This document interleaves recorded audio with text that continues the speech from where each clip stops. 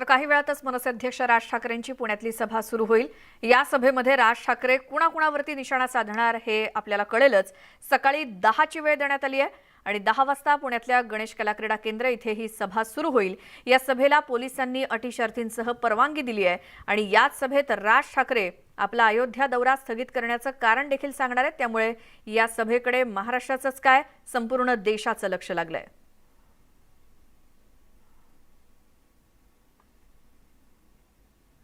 ही 3 दृश्य आहेत। सभेची तयारी पूर्ण झालेली आहे।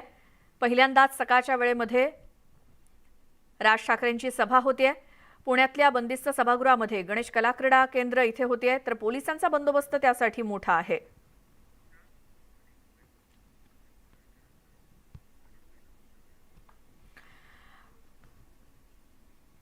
तर जिथे ही सभा होतीये गणेश कला क्रीडा केंद्र, याच्या बाहेरून आमचे प्रतिनिधी तुषार रुपणवर आणि या केंद्रामध्ये आमचे प्रतिनिधी वैभव सोनावणे सुद्धा आहेत। सुरुवातीला आपण तुषारकडे जाऊयात। तुषार, वेगवेगळ्या भागांमधून राज ठाकरेंचे समर्थक या सभेसाठी सुद्धा यायला सुरुवात झालेली आहे। मात्र ही सभा बंदिस्त सभागृहामध्ये होत असल्यामुळे काही लिमिटेशन्स आहेत। आतमध्ये प्रत्येकाला जाता येणार नाही। 3500ची क्षमता आहे तिथे बसणाऱ्यांची। मग बाकीचे जे समर्थक असतील त्याहीपेक्षा जर जास्त आले तर मग बाहेर मोठी गर्दी होणार नाही का?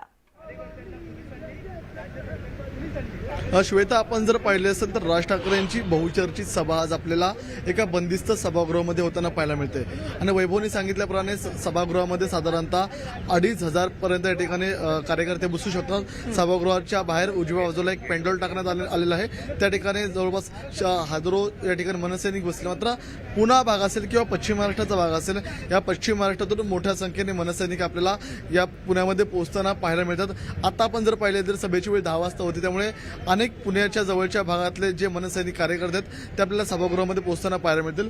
हे आपण जर दृश्य पाहिले असेल तर मी पहिल्यांदा सुरुवातीला प्रेक्षकांना दृश्य दाखवतो। अजूनही या मनसैनिक कार्यकर्त्यांचा ओघ आपल्याला या सभागृहाकडे आपल्याला मोठ्या प्रमाणात वाढताना पाहायला मिळतोय आता, कारण की सभेची सुरुवात ही थोड्याच वेळात होणार आहे। त्यामुळे कार्यकर्ते आपल्याला या सभागृहाच्या दिशेने येताना पाहायला मिळतात। आपल्यासोबत बोलण्यासाठी स्थानिक मनसेचे काही कार्यकर्ते पदाधिकारी आहेत। आपण त्यांच्याशी या संदर्भातला संवाद साधणार आहोत। काय सांगाल तुम्ही, कोणत्या परिसरातून आहात आणि आज राज ठाकरे यांची सभा सुरुवातीलाच आपल्याला सकाळच्या टप्प्यात होताना पाहायला मिळते, याविषयी काय सांगाल? नमस्कार, मी पुण्यामधनंच आहे। मनसेचा पुणे शहर उपाध्यक्ष आहे जनाधिकार सेनेचा। आज सन्माननीय हिंदू जननायक राजसाहेब ठाकरेंची सभा होत आहे। लोकांमध्ये प्रचंड उत्सुकता आहे। आपण पाहत असाल आजूबाजूला आपल्या की इथं क्षमता फक्त 2,500 ते 3,000 आहे, पण अक्षरशः 50,000हून लोक इथे आलेले आहेत। म्हणजे अक्षरशः थांबायलाही जागा नाहीये। आम्ही अक्षरशः पास वाटलेले आहेत, कारण की हिंदू जननायक राजसाहेब ठाकरेंचे ज्वलंत विचार आहेत। आज ते महाराष्ट्रातच नाही तर अखंड हिंदुस्थानमध्ये पोहोचलेले आहेत। मागे जेव्हा साहेबांनी भोंग्याचा विषय घेतला तर तो विषय काश्मीरमध्ये सुद्धा फ्लेक्स लावले होते। काश्मीरमधल्या लोकांनी, यूपी बिहारमधल्या, अखंड हिंदुस्थानमधल्या लोकांनी प्रचंड असा प्रतिसाद तिथे दिला होता।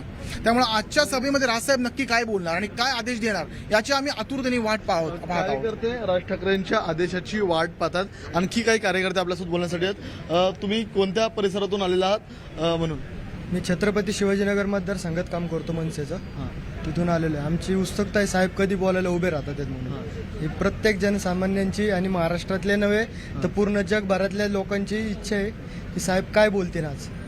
आतापर्यंत आपण जर पाहिलं असेल तर साहेबांची सभा ही आपल्याला उघड्या मैदानात आणि प्राईम टाईमला साधारणतः 8-9 वाजता होताना पाहायला मिळते। मात्र पहिल्यांदाच राज ठाकरे सकाळी बोलत आहेत। पुणेकर म्हटलं तर एक वेगळे शिस्तीचे लोक असतात।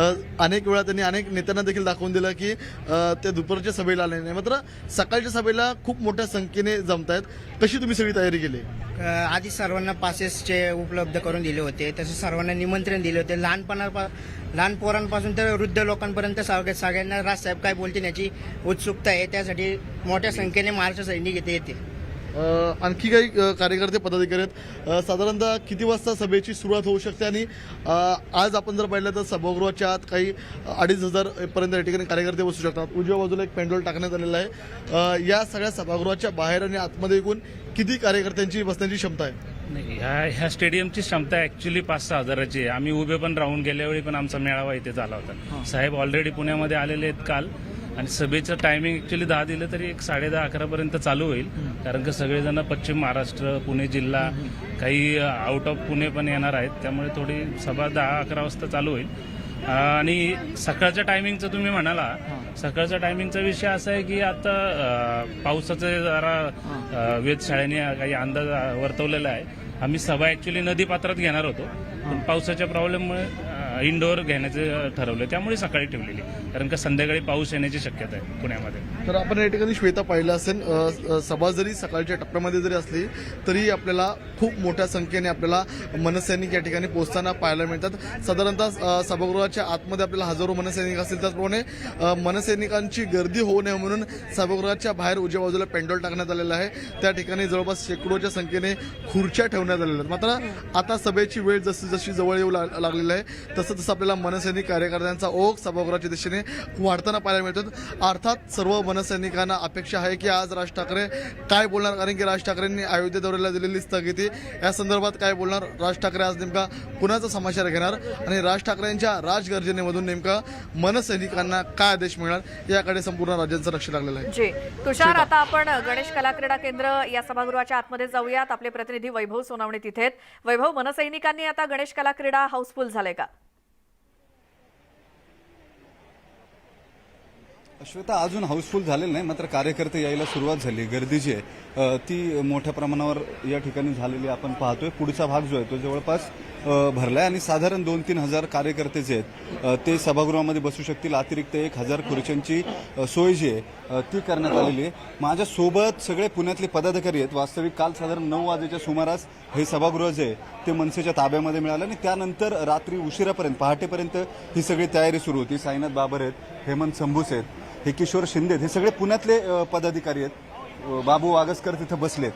या सगळ्यांनी काल रात्री उशिरा 2-3 वाजेपर्यंत त्यांची इथं तयारी जी आहे ती सुरू होती. त्यांची अवस्था आपण पाहतोय. त्यांचा नाश्त्याचा डबा सुद्धा इथंच आहे. ते सकाळी रात्री 2-3 वाजेपर्यंत थांबलेले होते. आता इथं घरून डबा आल्यावरती त्यांनी नाश्ता केलाय.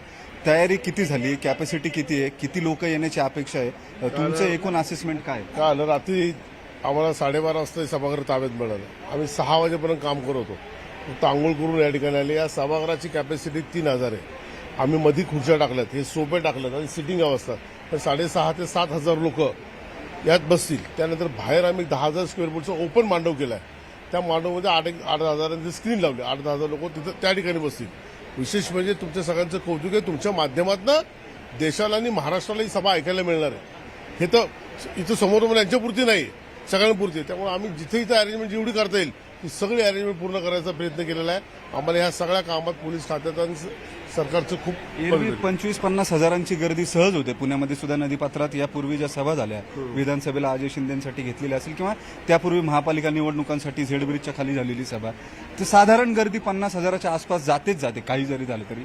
इथं मात्र त्याच्यावरती प्रचंड मर्यादा आहेत. आतमध्ये येणाऱ्या लोकांना तुम्ही पासेस वाटलेत, ते पासेस नेमके किती दिलेले आहेत आणि किती कार्यकर्त्यांना तुम्ही सांगितले साधारणपणे इथं या किंवा इथं पोहोचा, कारण जास्त गर्दी झाली तर पुन्हा कायदा सुव्यवस्थेची परिस्थिती निर्माण होईल? काय झालं, आम्ही महाराष्ट्रातनं जे लोक राज्यसभेला येतात अख्ख्या महाराष्ट्रातनं, त्यामुळे ती लोक थोडीशी आम्ही थांबवलेली. का तर इतक्या लांब नाही येणार, सकाळची वेळ आज बसायला जागा मिळते नाही मिळते नियोजनाची. त्यामुळे आम्ही पुणे शहरात काही ठराविक पासेस वाटलेत आणि त्या पासेस वाटूनच या ठिकाणी केले. जो उत्स्फूर्त येईल, जो पदाधिकारी आहे तो येईलच आतमध्ये, त्याला आम्ही या ठिकाणी अरेंजमेंट करूच. परंतु ह्याची आम्ही काळजी घेतलेली आहे की कमीत कमी 15-20 हजार लोक येतील, याचीच काळजी घेतलेली आहे. तर लोक लाखोनी आले असते, ही आम्ही काळजी घेतलेली आहे. ठीक आहे, तुम्ही रात्रभर जागे आहात कामावरून, तुमच्या साहेबांवरही टीका होते, सकाळी लवकर उठत नाहीत, दिवसा सभा घेतात, असं होत नाही जनरली कधी. ते संध्याकाळी सभा घेतात. 10 वाजताची वेळ दिली. प्रत्यक्षात खरं किती वाजता सुरू होईल, किती वाजता इथे येतील साहेब? साहेबांवर टीका होते, सगळं ठीक आहे. ही सभा मी 10ला कॉल केली, पुढची सभा मी सकाळी 9 वाजता कॉल करण्याच्या प्रयत्नात आहोत आणि आम्हाला दाखवून द्यायचंय की आदरणीय राजसाहेब ठाकरे सकाळी 9 वाजताच्या सभेला बी तुफान गर्दी करतील, तशीच ही सभा बी ती तुफान गर्दी होईल. 10ची वेळ 11 वाजता, 11:15 वाजता सभा चालू होईल. ठीक आहे. आणखी एक शेवटचा मुद्दा, अयोध्येचा दौरा तुम्ही नोंदणी केलीत, कार्यकर्त्यांनी प्रतिसाद दिला होता. दौरा आता कॉलबॅक झालाय किंवा पोस्टपोन करताय तुम्ही, असं कळतंय एकूण. कारण काय ते अजून स्पष्ट करत नाही तुम्ही, पण ज्या पद्धतीनं ब्रिजभूषण सिंह यांनी विरोध केलाय ते पाहता तुम्हाला असं वाटतं का की ते कारण आहे म्हणून दौरा पुढे ढकललाय? नाही, त्या कारण नाही. एवढ्या छोट्या कारणामुळे दौरा पुढे जाईल असं मला वाटत नाही आणि जाणार बी नाही. अनेक कारणं आहेत त्याच्या मागे. त्यांचं साहेबांची एक सर्जरी सुद्धा होणार आहे पायाची, त्यांनी स्थगिती केली आहे. पुढच्या महिन्यात, त्याच्या पुढच्या महिन्यात त्याच्याकडे 100% जातील. परंतु कुणी काय बोललंय त्यामुळं हा दौरा थांबलेला नाही. बरं, ठीक आहे. चला, राज ठाकरेंनी कुठल्याही धमकीमुळे म्हणा किंवा इतर कारणामुळे हा दौरा थांबवलेला नाही. त्यांच्या पायाचं ऑपरेशन जे आहे त्याच्यामुळे दौरा थांबवला. हेमंत संबुसे, सायनाज बाबर आहेत, त्यांना विचारूया. तुम्ही किती वाजेपर्यंत होते काल? तयारी कशी झाली? 2:45 पर्यंत मी होतो. काय झालं, आम्हाला हॉल जो मिळाला ताब्यात तो रात्री 10:30ला हॉल ताब्यात मिळाला आणि हॉल ताब्यात 10:30ला मिळाल्यानंतर मग आमचे सगळे मनसैनिक या सगळ्या नियोजनाला त्यांनी सुरुवात केली. रात्रभर काम करताय रात्रभर थोडक्यात काम तुम्ही. चाललं. चला, ठीक आहे. रात्रभर हे कार्यकर्ते काम करतात. साईनाथ बाबर सुद्धा सकाळी सगळ्यात आधी शहराध्यक्ष इथं होते, कुठल्याही कार्यकर्त्यांच्या व्यतिरिक्त. श्वेता, तयारी जी आहे ती मनसेच्या कार्यकर्त्यांनी जोरात केली आहे. गर्दी होणार यात शंका नाही. साधारण 5,000 क्षमतेचं हे सभागृह असताना इथं 10,000 लोक जरी आली तरी ही जागा पूर्ण तुडुंब पॅक होईल. लोक जी उभी राहतात ती साधारण 1,500 लोक उभी राहतात. निमंत्रित आहेत, या निमंत्रितांना पासेस गेलेले आहेत, त्याच्यामुळे संख्या जी आहे ती आटोक्यात राहील असा प्रयत्न, हे नियोजन बाहेर जायला नको, अशी गर्दी जी आहे ती प्रमाणापेक्षा जास्त व्हायला नको याची काळजी मनसेचेच नेते घेतात. याचं कारण जागा जी आहे ती लिमिटेड आहे आणि गर्दी जी होती एरवी ती मोठ्या प्रमाणावरती होत असते. या सगळ्या पार्श्वभूमीवरती आता आणखी किती लोक येतात हे पाहणं महत्वाचं आहे. श्वेता, बिलकुल. वैभव आणि तुषार दोघांचे धन्यवाद या सगळ्या दिलेल्या माहितीसाठी. त्यामुळे ही सगळी पूर्वतयारी आहे मनसे अध्यक्ष राज ठाकरे यांच्या सभेची आणि तयारी तर पूर्णच झालेली आहे. मनसैनिक याला सुरुवात देखील झाली आहे आणि आता थोड्या वेळात राज ठाकरे सुद्धा राजमहालमधून सभेच्या ठिकाणी जातील आणि ही सगळी थेट दृश्य आणि राज ठाकरेंचं संपूर्ण भाषण तुम्हाला न्यूज 18 लोकमतवरती पाहायला मिळेल.